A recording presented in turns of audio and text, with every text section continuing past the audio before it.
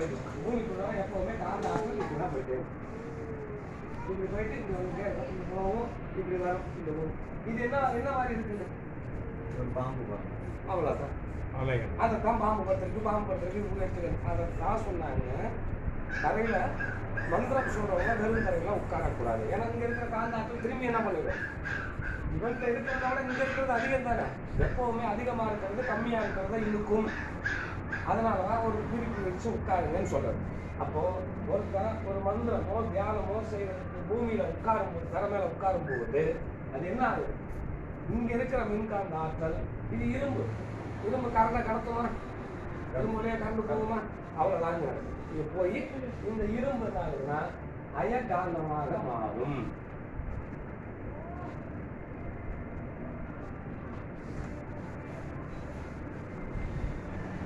இங்க அயகாந்தம் இருக்கு, இங்க வெறும் காந்தம் இருக்கு.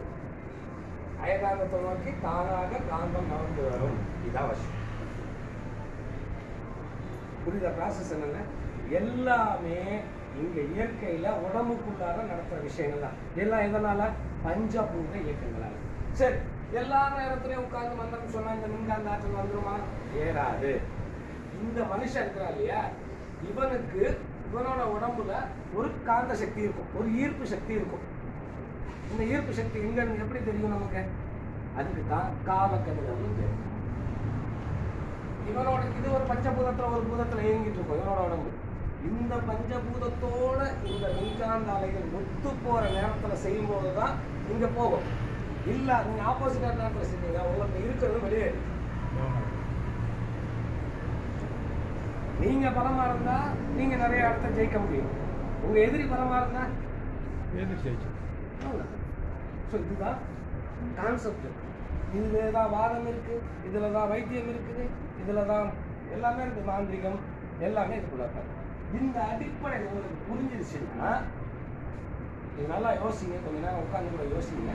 இந்த அடிப்படை கான்செப்ட் உங்களுக்கு புரிஞ்சிருச்சுன்னா இந்த சித்தர்களை உங்களுக்கு புரிஞ்சு. இது புரியலைன்னா உங்களுக்கு எது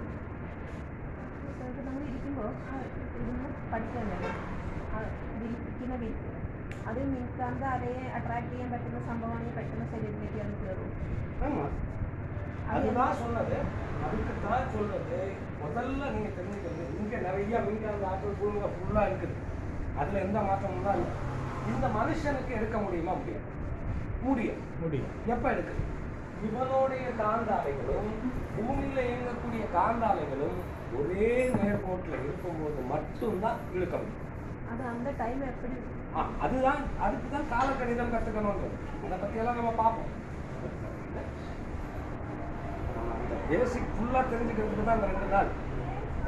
யாரும் இங்கே தூங்குறதெல்லாம் இல்லை. இந்த பேசிக் ஃபுல்லாக தெரிஞ்சுக்கிட்டு தான் போகணும். அவ்வளோதான் விஷயம். இதுதான் புரியுதா உங்களுக்கு? அப்போ இப்போ இந்த கான்செப்ட் புரியுது இல்லை? இன்னும் ஒரு 2 நிமிஷம் அப்படியே மைண்டில் அப்படியே ஓட்டி பாருங்க.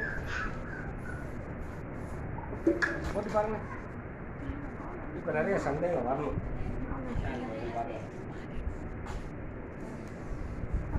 ഇമാതിരി തന്നെ ഈ പെണ്ണിന്റെ സൈഡിൽ നിന്നും അവിടെ കാന്തമുണ്ട്. അപ്പൊ വീണ്ടും കാന്തത്തെ അട്രാക്ട് ചെയ്യും. அந்த காந்தத்தை சாரா காந்தமா இருக்குல்ல, அது ஏற்கனவே இரும்புக்கு காந்தத்தை ஏற்படுத்த முடியுங்களா? காந்தத்துக்கும் மின்காந்தத்தை அதிகப்படுத்த முடியும். பொதுவாக பெண்கள் ஈஸியாக ஆண்களை வசியம் பண்ணிடுவாங்க. ஆண்கள் அவ்வளோ ஈஸியாக பெண்களை வசியம் பண்ண முடியும். ஏன்னா அவங்க இயற்கையிலே காந்தம். இந்த காந்த சக்தி போக குறையும். இப்போ நீங்கள் பார்த்தீங்கன்னா ஒரு கொஞ்சம் காலங்கள் கழிஞ்ச உடனே அந்த காந்த சக்தி அவங்க குறைஞ்ச உடனே அவங்களோட ஈர்ப்பு சக்தி குறைஞ்சிக்கிட்டே போயிட்டு. என்ன காரணம்? அவங்க குழந்தைங்க பெற்றுக்கும் போது இவங்களோட உடம்புல இருக்கக்கூடிய அந்த காந்த அலைகள் குழந்தைங்களுக்கும் போயிட்டு.